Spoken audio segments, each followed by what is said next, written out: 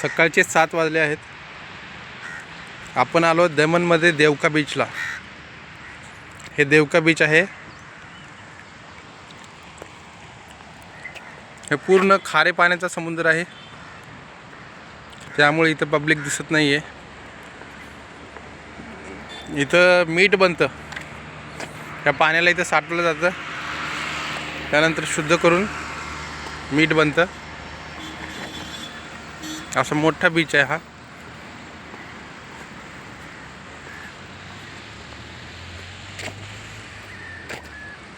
त्यामुळे दिसत नाही आहे गर्दी.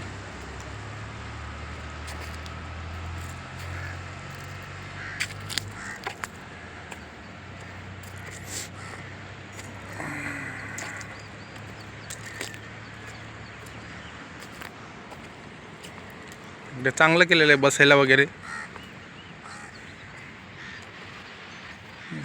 हा रोड आहे.